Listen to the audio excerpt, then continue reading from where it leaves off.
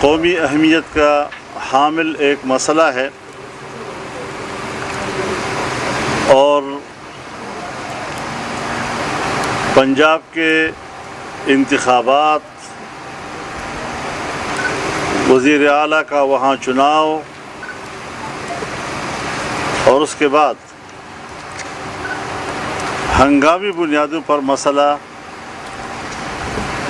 عدالت میں لے جانا،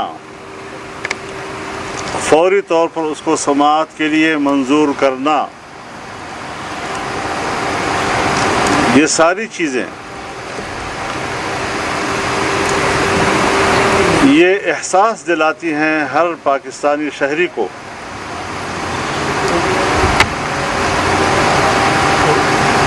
کہ عدالت جو کچھ بھی کر رہی ہے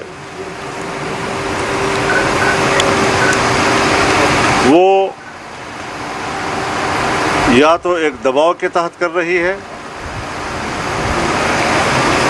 اور یا ان کی کوئی اپنی ایسی دلچسپی ہے جس پر ان کے ماضی کے فیصلے شاہد عدل ہیں۔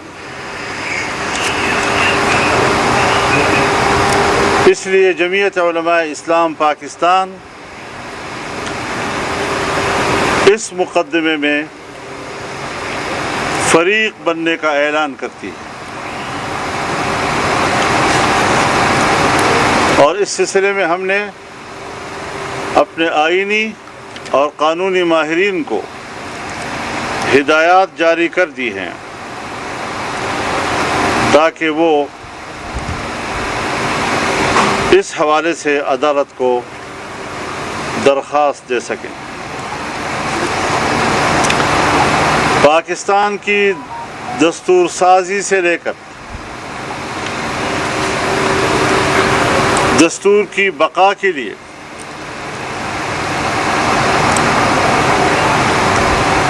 اور انصاف کے تقاضوں کی تکمیل کے لیے جدوجہد جمعیت علماء اسلام کو اپنے اکابر سے ورثہ میں ملی ہے، اور آج بھی اس نازک موقع پر اپنے فرض کی تکمیل کے لیے فرنٹ لائن پر اپنا کردار ادا کرنا چاہتے ہیں۔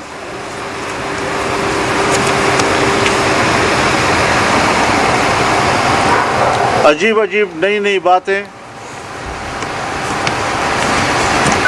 عدالتی ماحول کے اور ان فضاؤں سے جو اٹھتی ہیں، عام آدمی کے کانوں میں پڑتی ہیں، انہیں اس پر تعجب ہو رہا ہے۔ ماضی میں جو فیصلے کیے گئے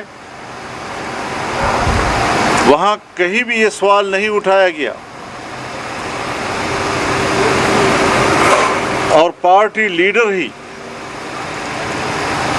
پارٹی فیصلوں کا آخری اختیار رکھتا ہے۔ پوری دنیا کا نظام یہی ہے کہ کسی بھی ادارے کا سربراہ، کسی بھی پارٹی کا سربراہ،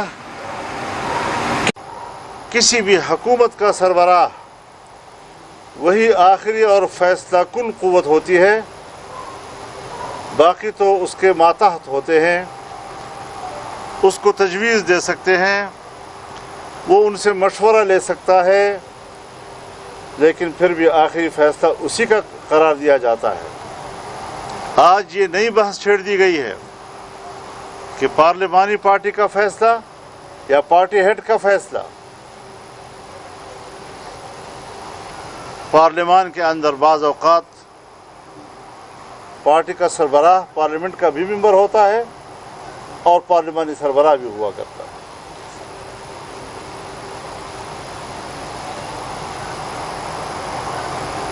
یہ بھی ہوتا ہے کہ پارٹی کا سربراہ پارلیمنٹ سے باہر ہے، پارلیمانی پارٹی پارلیمان کے اندر ہوتی ہے، لیکن وہ پارٹی کے نظم کے ماتحت کہلاتی ہے۔ روزمرہ کے چھوٹے بڑے معاملات پارلیمنٹ کے اندر پارلیمانی پارٹی طے کرتی ہے، لیکن بعض اہم فیصلوں پر پارٹی قیادت ہی انہیں ہدایات جاری کرتی ہے۔ ایک بڑی واضح بات کو اور ایک معروف معاملے کو ایک نظری مسئلہ بنا دیا گیا، بدیہی مسئلے کو نظری مسئلہ بنا دیا گیا، اور آج اس پر بحث ہو رہی ہے، جبکہ آپ جانتے ہیں کہ پرویز الہی صاحب کے صاحبزادے مونس الہی صاحب، انہوں نے اس لیٹر کے بعد جو چودھری شجاعت صاحب نے لکھا، خود اعلان کر دیا کہ اب ہم ہار چکے ہیں۔ وہ تو پارٹی کے اندر پارلیمانی پارٹی کا حصہ اور اپنے والد محترم کے حوالے سے فوری طور پر خط کا معنی سمجھ لیتے ہیں، لیکن تعجب ہے کہ پاکستان کی عدالت عظمیٰ وہ آج اس بات پر بحث کر رہی ہے کہ ہمیں مسئلہ سمجھ میں نہیں آ رہا، ہمیں مسئلے کو سمجھنا ہے۔ یہ چیزیں میرے خیال میں ایک دانشور کے لیے قابل قبول نہیں ہو سکتی۔ اسی لیے ہم یہ مطالبہ کر رہے ہیں کہ یہ کیس جو اس وقت 3 رکنی بینچ کے زیر سماعت ہے، یہ سپریم کورٹ کا فل کورٹ سنے، تمام ججز سپریم کورٹ کے، یہ ہمارا متفقہ مطالبہ ہے، پورے حکومتی اتحاد کا مطالبہ ہے، اور صرف 3 حضرات پر بحث ہو رہی ہے۔ ایسے فیصلے پھر عام ماحول میں لوگوں کا ذہن قبول نہیں کرتا۔ ہم سمجھتے ہیں کہ عدالت کا وقار بحال رہے اور ان کے فیصلوں کو ہر شخص دل و جان سے قبول کرے۔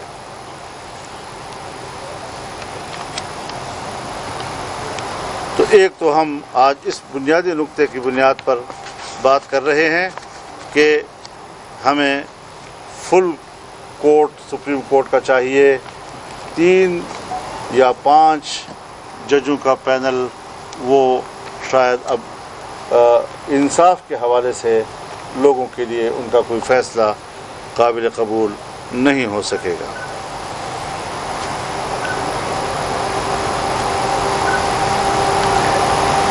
یہاں پر آج بات ہو رہی ہے،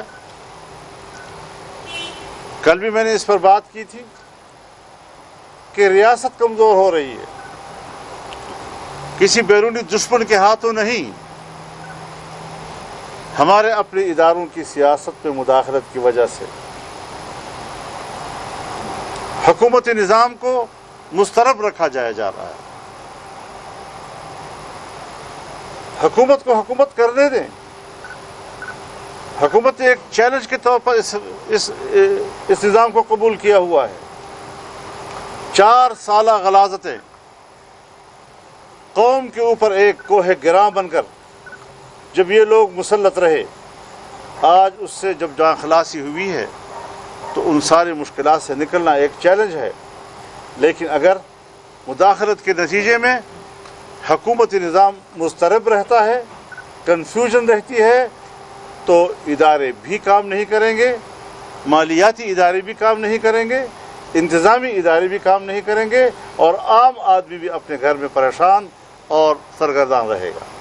تو اس اعتبار سے ریاست کمزور ہو جاتی ہے، اور اگر ریاست کمزور ہوتی ہے تو میرے خیال میں پھر اس حوالے سے میں ایک بات کہنا چاہوں گا بڑی وضاحت کے ساتھ کہ ہمارے اداروں میں یقیناً کچھ افراد ایسے ہیں اور ریٹائرمنٹ کے بعد پھر وہ ایکسپوز ہو جاتے ہیں، پہلے انہوں نے کور لیا ہوتا ہے، جبکہ وہ دوران ملازمت ایک پارٹی کے ساتھ وابستگی رکھتے ہیں، پی ٹی آئی کے ساتھ وابستگی رکھ رہے ہیں۔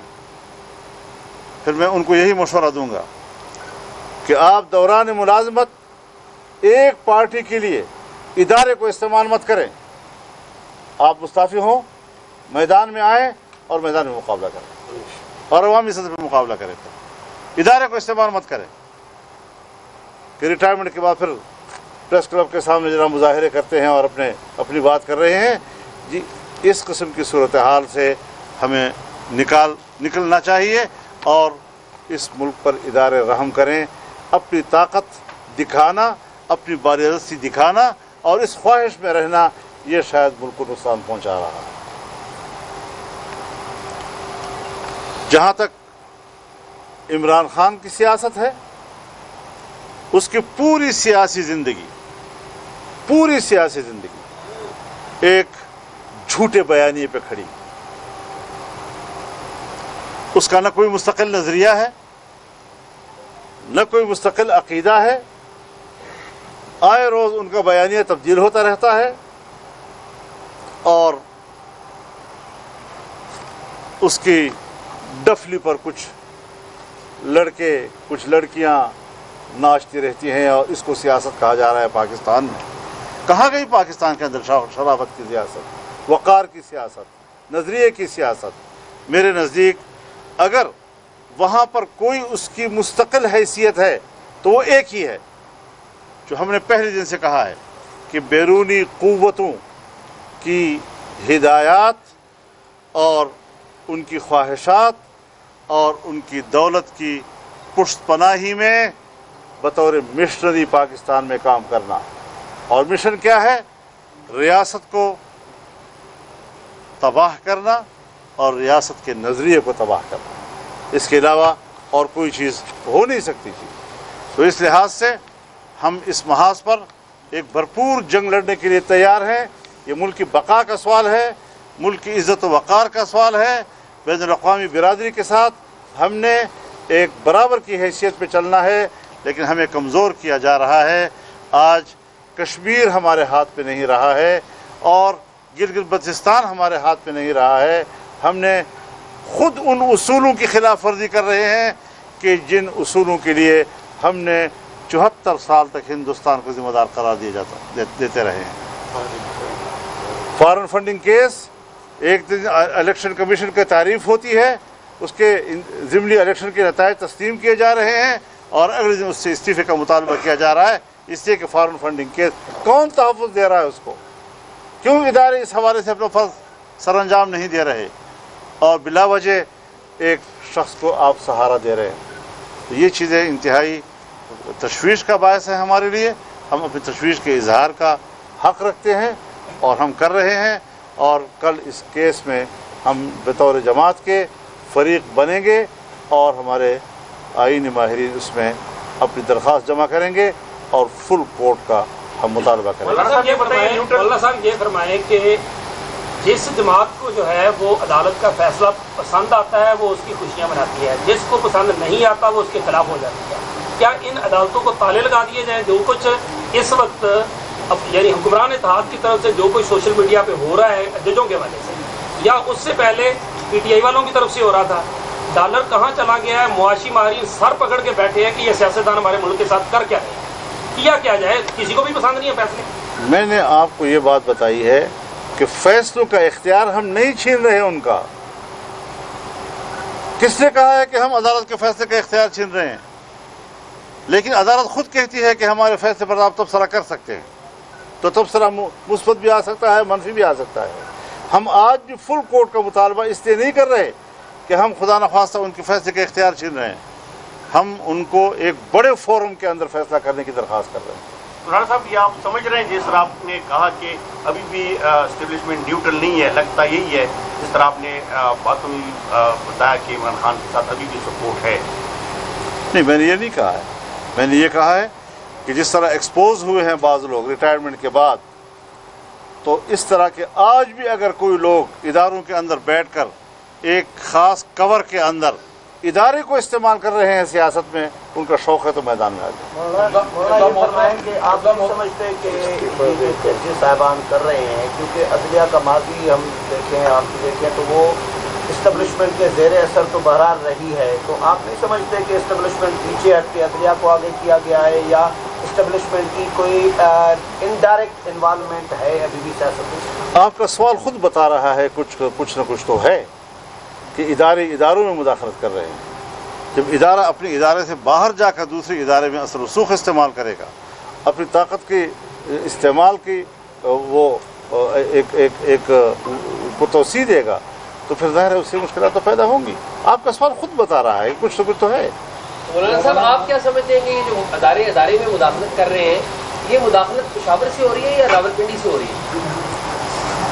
پشاور بورڈ سے واقعی آپ کا سوال بڑا زبردست ہے جی کو لگتا ہے خدا کی قسم جواب ہی نہیں ہے میرے پاس جواب ہی نہیں ہے اس سوال کا، کیا کریں جی؟ قبلہ محترم، پاکستان کی تاریخ میں 3 خط جو ہے نا نمایاں ہو چکے ہیں قوم کے سامنے۔ ایک حسینی کا خط، حسین حقانی، دوسرا عمران خان صاحب جو لہرا رہے ہیں وہ خط، تیسرا اب گجراتی خط، قطری خط بھی 4 ہو گئے۔ اچھا، اب 2 خط تو جو ہیں وہ حکومتیں کھا گئی، ایک وزیر اعظم کھا گیا اور دو وزیر اعظم کھا گئے، اور یہ تیسرا خط جو گجراتی خط آیا ہے، اس حوالے سے آپ کیا فرماتے ہیں؟ اس لیے وزیر اعلیٰ شپ بچے گی یا؟ میرے خیال میں ہمیں اس کو سنجیدگی سے لے لینا چاہیے آپ کے سوال کو۔ یہ خط جو چودھری شجاعت نے لکھا ہے دا پارٹی لیڈر لکھا ہے اور آئین کے تقاضے کے مطابق لکھا ہے، اس کے اپنے پارٹی نے اس کو تسلیم کیا ہے، پارٹی اس کی حیثیت اور اس کی اختیار کو سمجھ پائی ہے، اور سمجھنے کے بعد پھر اعلان کر دیا کہ ہم شکست کھا گئے۔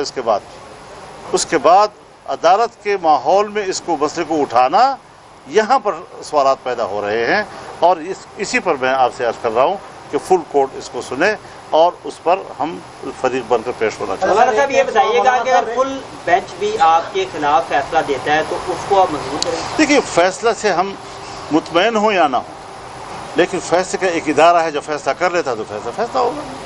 مولانا صاحب، آپ نے بھی کہا آج نون لیگ کے باقی لوگوں نے بھی پریس کانفرنس کی، اتحادی جتنے بھی وہ یہی کہہ رہے ہیں کہ گورنمنٹ جو ہے اس کی راہ میں رکاوٹیں ڈالی جا رہی ہیں اور ارلی الیکشن کی طرف مجبور کیا جا رہا ہے۔ کوئی پروپوزل آیا ہے میڈیم کے سامنے یا حکومت کے سامنے؟ نہیں، ہمارے سامنے ایسی کوئی بات نہیں، لیکن حکومتی اتحاد کا یہ فیصلہ ہے۔ ابتدا دنوں میں بھی جب ہم ایک دفعہ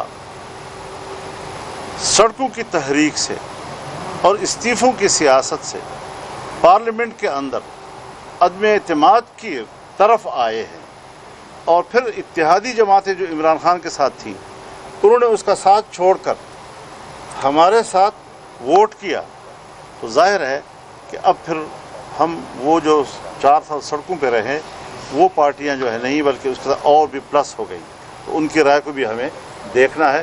تو 2 دفعہ فیصلہ ہوا ہے۔ ایک فیصلہ جب ابتدا میں یہاں میٹنگ ہوئی تھی تو اتفاق رائے سے فیصلہ ہوا کہ ہم اب مدت پوری کریں گے، اور ایک جو پرسوں لاہور میں ہوئی اس میں یہ فیصلہ ہوا کہ ہم مدت پوری کریں گے، تو یہ تو تقریباً طے ہے۔ کیا مقتدر حلقوں کی جانب سے پی ڈی ایم کے ساتھ قبل از وقت انتخابات کے حوالے سے کوئی رابطے ہوئے ہیں؟ ثالثی کی کوئی پیشکش نہیں، کوئی اگر ہوتی ہے تو اس پر آپ نے کیا موقف؟ کوئی بات اب تک نہ آئی ہے ہمارے سامنے، اور جب کوئی آئی نہیں ہے تو پھر تبصرہ کرنا بھی قبل از وقت ہوتا ہے۔ بہت بہت شکریہ آپ کا جی، بڑی نوازش۔